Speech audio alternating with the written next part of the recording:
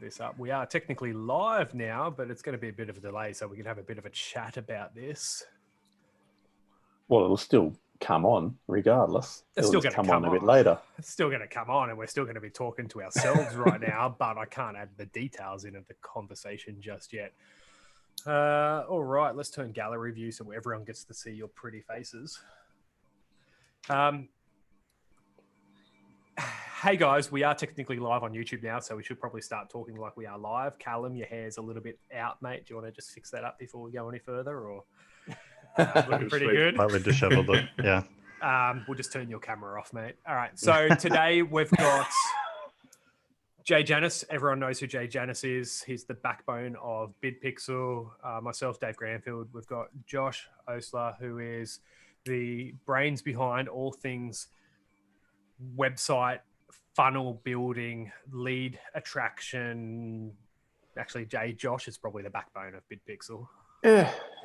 Technical mastermind. We share. And we've got Callum, who is one of the backbones of BidPixel, who runs the day-to-day advertising on Facebook and Instagram for some of our best and greatest customers. Few we will talk a little bit about today. So, Jay, we're going to talk about how to leverage contact details of your customers. What's a bit of a synopsis on what we're going to cover today, just based on the current economic and virus climate? So talk a bit about customer lists, what to do with them, where to get them, how to leverage them, and just basically how to use them as, number one, as a communications tool to your customers, that current customers, new customers, future customers, and touch base on a few of those points. Yeah, awesome. So Josh, someone that you know very well and we've had on our podcast episodes in the past is John Dwyer. What does he rant about, and what's kind of some of the industries that he talks about customer acquisition and just how they aren't recording customer details very well? Yeah, so I guess the big key takeaway from this is you need to capture your customers' contact details, or prospective customers' contact details. That is kind of the key. There's so many different businesses that just don't. There's so many restaurants is a massive industry, right? How many restaurants are there that, cool, they might serve a couple of hundred people in a night, but how many contact details of those people do they actually gather so that they can follow up and actually market to again? About 0.01%. I was just mentioning before that there are a couple, particularly some of the bigger chain stores. So like your Hog's Breath Cafe, there's another chain store called Rachet's that does a pretty good job. All of them still kind of have a higher barrier of entry where you do have to buy some type of membership so that you get 20% off your meals for the year or something like that. So it's still a higher barrier, but there's just so much potential for restaurants if they were to capture contact details of people that they can, they can just market on so many different platforms and get them back in. And particularly like in this season that we're going through, 99% of restaurants, if not 100%, are closed, at least for dining in. When this is all over and there is these big grand openings of all these things, everyone's going to be wanting to go out to restaurants, right? That's what's going to happen. But the ones that are going to win are the ones that are going to show the grand opening, events or live music and whatever else that they're actually promoting, because they're actually going to be able to get that message to the people that they've collected the contact details of. So it's such a simple concept, but some industries, particularly restaurants, there's a bunch of others, but they just neglect this for whatever reason. Cool. So, Callum, what about some of the traditional businesses? Like we talked about one before we came on live now that was Direct Grains. What kind of business are they, and where does a repeat customer and where does a database of customers come into play for Direct Grains? Yeah, so Direct Grain being cattle or livestock feed and getting that out and around Australia. So a repeat customer, obviously very important, like maybe an initial first-time customer could be a little expensive, but the lifetime customer value of that sort of client and having a database of being able to continually sell and get feed and product and that sort of thing to those people, really important. That's like the lifeblood of the business. really, having repeat customers. Yeah. So it's repeat customers, but it's also maintaining that customer data right. Like there's plenty of bricks and mortars or traditional businesses out there that their database of customers is a Google spreadsheet or an offline Excel spreadsheet or some chicken scratchings in a notebook. Like we do a lot of business in the car dealership world, and it's amazing that a car dealership has platforms that they're paying tens of thousands of dollars a year for to maintain customer databases, yet there's old school sales guys that are using pieces of paper and pens and paper on their desk, and that information never gets to the database where it should. Or you've got your junior sales guy who makes a note in his phone about that person, and it never gets to the database. And I think the big thing about never getting to the database is you don't have that power, like you just said, Callum, that you can't get back in front of those people, right? They've shown a high intent, they've showed promise to purchase or act on something that you're selling or marketing. And if you don't retain them, or if you don't have a way to get back in touch with them, it's a wasted exercise, right? So, Jay, it's been one of your frustrations for the years of being in marketing is that we drive hundreds and hundreds of leads to someone's business, whether it be via email or a Google Sheet, but they don't follow up on it. What would you say is probably a good ballpark time frame of getting in front of a customer who has made an inquiry? How long should you wait, or how long shouldn't you wait? And then how do you follow up with that person? What's some really simple ways to follow up with someone who's inquired with your business? Time frame, 5 minutes. So there was a Harvard Business School review which tracked, it was based around the time frame of getting an online lead and contacting them. And it talks about how quickly people drop off. And I think after 15 minutes, there was about a 20% drop off of potential conversion value. So, and ideally within the first 5 to 15 minutes. So, for any of our clients, when we send you a lead, get on the phone straight as soon as that email arrives, give them a call then and there. Especially at the moment in the current climate where so many things are moving online. If I right now, I've got Google Chrome open in the background for work stuff, and I would have no less than 16 tabs open on my Google Chrome account. Well, you're cutting down at the moment, mate. Yeah. But that's per window, and you've got 10 windows open. That's right. But whenever, like when I go and make a purchase, I research, and me and Josh, just before we came on live, was talking about his speakers in the background, which I've got a similar pair, the Yamahas, and I jumped on and I looked at Yamahas, I looked at Rockets, I looked at Evans and Adams and all these different brands, and I'd sit there in my office and I'd just search, and I'd go from tab to tab to tab and manufacturer to manufacturer and make inquiries. And people are doing the same thing. When someone's reaching out, say to your business who might be in childcare and they want to inquire, they're also, I'd say 80% sure that they're jumping on, they're looking at every other daycare in the area at the same time as you, as they're looking at your daycare. So if someone's inquiring, get back in touch with them. Data is king, especially at the moment. Follow up. So Harvard University's come out and said anything after 15 minutes is you're really losing the attention span, or you're really drastically reducing your chances of signing or talking to that person. We try and practice 5 minutes. If someone within the agency, or if someone inquires with the agency through a contact form, it's mandated that we get back in front of them as quick as we can. And I've got a builder, Eric. I'm reaching out to him in an hour's time. I originally talked to him on Wednesday at 4:30 p.m. He filled in an inquiry, and within 5 minutes, I had Eric on the phone and had an hour conversation with him. He was blown away by the fact that we were attentive enough to actually give him a call. And I started that call with, "Hey, Eric, it's Dave.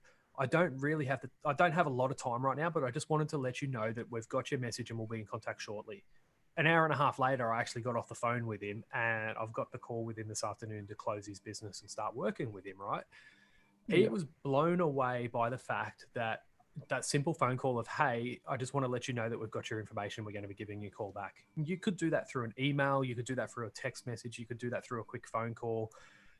But in the world of instant gratification and people surfing around online, not doing that could cost you that business real fast as they go to another Chrome tab and purchase from someone else. Yeah, I don't think a lot of, I guess some of the more traditional salesmen are realizing that the level of instant gratification that people are purchasing with, and they're even aware of, like, if you're a car salesman and someone's made an inquiry on your website to look at a brand new Toyota Land Cruiser, there's every chance and every likelihood they're looking at the Toyota dealership in the next suburb as well. Or if you're looking for a used car, they're looking at every other used car dealership in the same town. And 100%. and if you're not getting straight back in touch with them, they're on the phone to the next dealer, and you're not only trying to win for that, win that client and win that sale, you're now directly competing to open conversations that they're having with other salesmen. Yeah, totally true. So I think Facebook's study, we've got a data sheet on this that we can maybe put in the description. Josh, can you make sure the girls put it in the description, because I'll forget. But Facebook came out and said, I think that, like, car shopping alone, I think it was a bare minimum 8 different websites people are researching before they decide on a car. And Jay's right, like, they could go to every Toyota dealership. We were just looking for a car for me, and we were looking at dealerships in Melbourne when that manufacturer's got a dealership a kilometre away, and I was prepared to jump on a plane and go to Melbourne for the right car and the right deal. You need to be attentive to those people when they get to you, because instant gratification is a big thing. Josh, in your expertise, mate, the backbone of BitPixel, can you talk to us about how and why you would gate your content or gate your contact information gathering, and tell me what a gating it is, right? Because some people aren't going to know. So gating is it's basically having a bunch of value that you can give to someone, but having an exchange. So I'm happy to give you this this guide that's actually genuinely really going to help your business. But in return, I just want to get your contact details. So I might reach out to you. We can have a chat, see if there might be something we can do together, see if I can help you in any other way. So it is an exchange. Businesses are in the business to make money. And so to contact, cold leads and try and warm them up a bit, that's the idea of the gated process. Now, with what we do here at BitPixel and what a lot of other businesses try and do, the ones that really understand this concept properly, is that there's different barriers of entry, and that's for 2 reasons. The first and main one is to understand the interest of the prospect. So for example, if someone comes to our website, they might download a free resource, which again, it's totally free. We just get their email address, and so we can follow up and ask them if they got any questions about it. Whereas if they're trying to book a strategy session, we're going to have a questionnaire with a couple of different particular questions about, maybe their revenue, what their goals are, what marketing they've done in the past, so that we can get a better understanding of their business and see if we're actually going to be a good fit for them. But also make sure that, if they're a startup or someone with an idea in their head for a business, but don't actually have anything practical yet, that we're not wasting hours and hours of our time in research and trying to help them if there isn't going to be a business relationship there. So that's one of the reasons why we do have those different gate levels. So is gating content it's still a transaction, right? We're looking to swap something of value for their contact details, which are of value to us. And if the consumer who is in this instant gratification bubble doesn't believe that transaction is going to be fair or just, they're not going to give you their contact details, right? Or you're going to get a bogus phone number and email address. So while gating contact details or gating content is fantastic to get it, you need to make sure that transaction is actually valuable for that consumer. Otherwise, they're just not going to do it. Jay, can you tell us a little bit about Infamous Swim's gated content and how they did that discounting? Because we hate discounting on advertising. How did Infamous Swim do that over the Black Friday, Cyber Monday? And what was the general idea of why they were doing it? Yeah, so it was a great concept. And so as most people know, Black Friday, Cyber Monday, and the whole Cyber Week is it's just a crazy time for online stores where there's huge amounts of purchases, a lot of sales happening, a lot of promotional codes and discounts and all of that. So these guys jumped on that bandwagon, and what they wanted to do was offer a very special discount but that discount was only available to their subscribers. So if you wanted to, I think it was 20% off, or I can't quite remember the number. That was like they kind of started doing like a 12 days of Christmas almost. So yeah, like that's right. Every day there was a massive deal. So someone would get something for free. They'd get free tote bags. They'd get a discount off their order. They'd win a holiday. Like every day was something different, right? It was enough value to make that transaction happen. Absolutely. But the way to get that was to jump on their website and sign up for their email list and become a subscriber. And then as soon as you did that, you received an email with that current code or promo code or coupon, which you could then use instantly. So it's a great way to build a list very quickly. So I guess in the Facebook and Instagram and Google and YouTube advertising space, we generally try and take care of the funnel, right? We would, in that instance, or most businesses, we spend a lot of money on brand awareness and website traffic, and then we nurture them and educate them and put them through retargeting to get them to purchase. In that particular instance with Infamous Swim, we kind of cut out the remarketing, cut out the nurturing, and the number one goal for us was just to drive traffic to that sign up form, right? And then the email sequence was what took over that. So Gemma from Infamous Swim paid to acquire that customer the first time and get them into the email list. But the beauty about that is now she's got a lifetime database of emails who are highly interested in her product and service. She doesn't have to pay to acquire them again, which kind of segues into what I was about to ask you, Callum. Why is acquiring details once a lifetime accomplishment? You can pretty much just repeat what I just said. You only need to acquire it once. So how do you have that conversation with customers on the Facebook advertising side of things, mate? Like you do have a couple of lead generation customers. How does that conversation go, and how do you educate a customer who's advertising on that the cost of acquisition at the front end can be a little bit higher if they sort out the back end?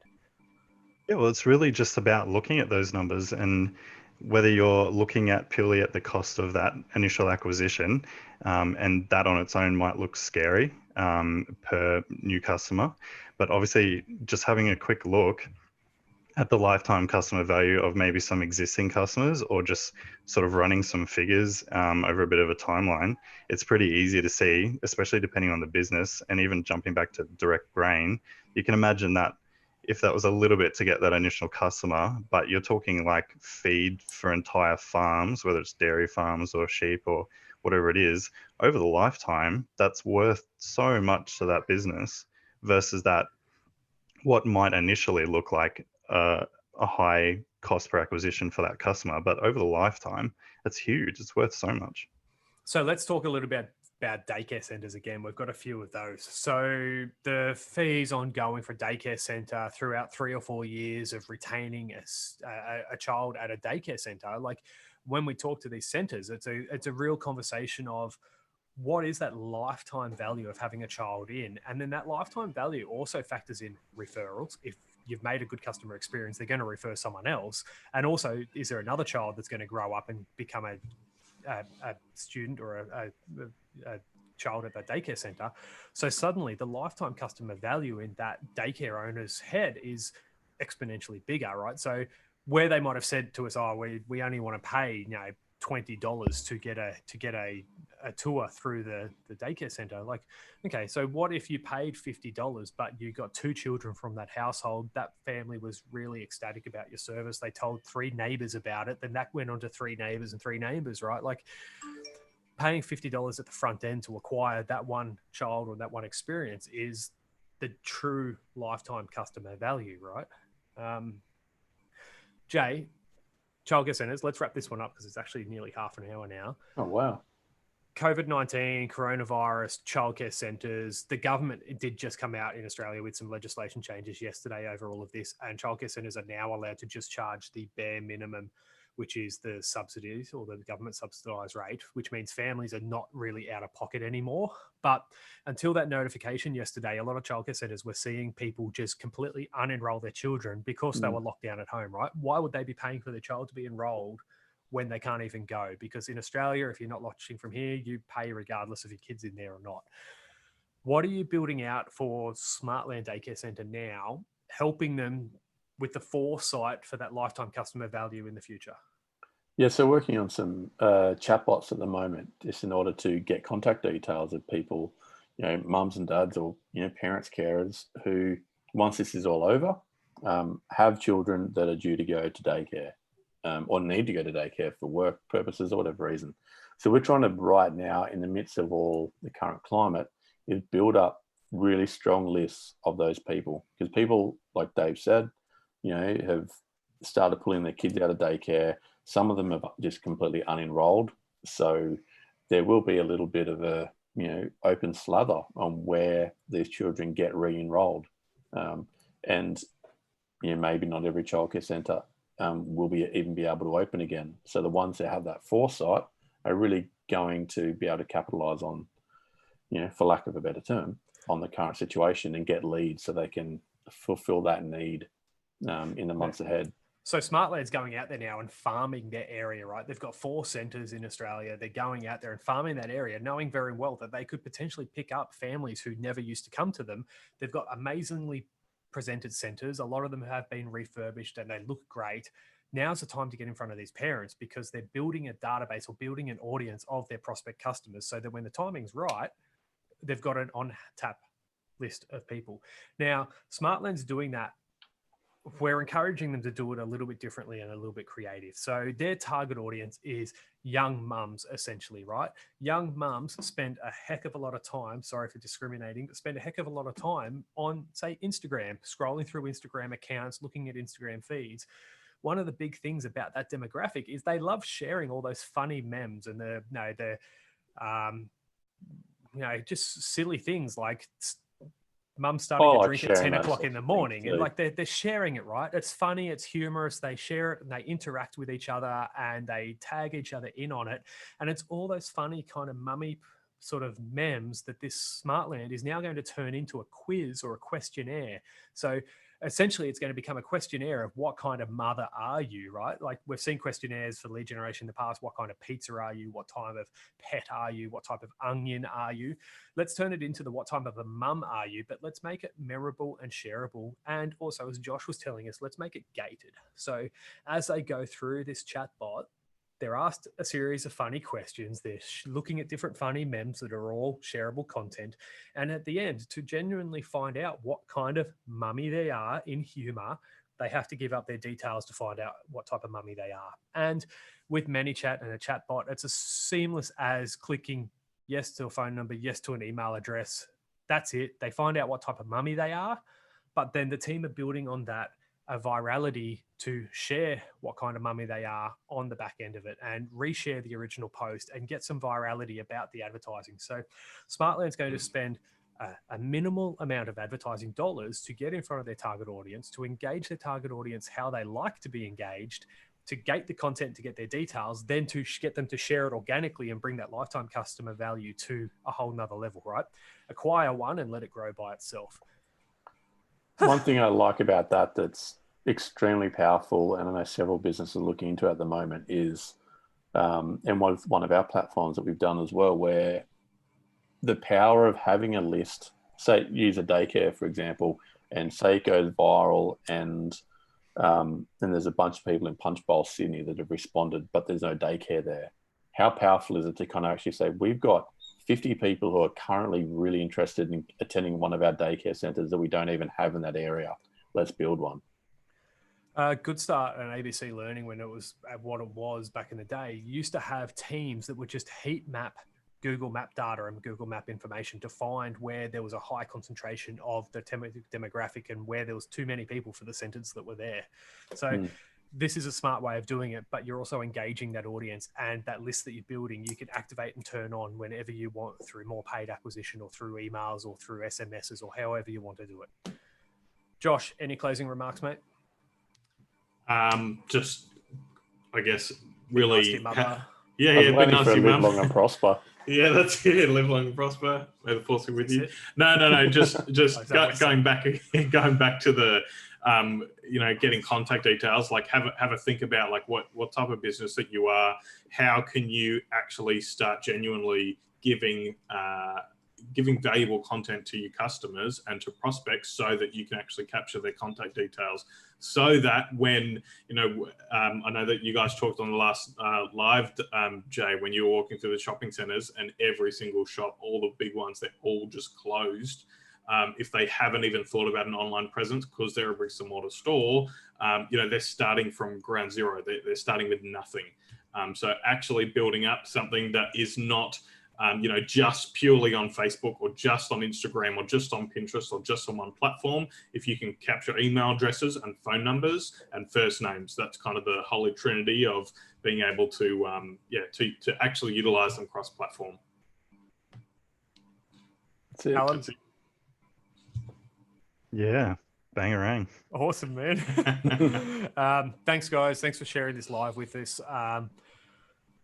If you've got any questions, comment below on YouTube. This video will go as a normal video once we've got off live. I'm sure the team will syndicate it across Facebook and cut it up and use it on Instagram. So if you've got any questions about this, if you're in a business and you genuinely don't know how to navigate this period, or if any of this lead generation and gated content and getting back in front of a list, if it's all foreign for you, ask a question in the comments and we'll work through this with you and help you through it. We can always produce another piece of content which answers your questions directly. And hey, unashamedly, if you think it's right for you, if you own a daycare center or a grain business or a display home center or whatever you own, and you know that you're not generating leads and nurturing them well enough, we're your man, right? We're your man. So reach out to us and we'd love to help you and talk you through that process. Thank you, Jay. Thank you, Josh. Thank you, Callum. Thank you, Dave. You're all amazing. Thank you, mate. Peace, guys. Talk to you Thanks, soon. mate. Have a See you good guys. weekend.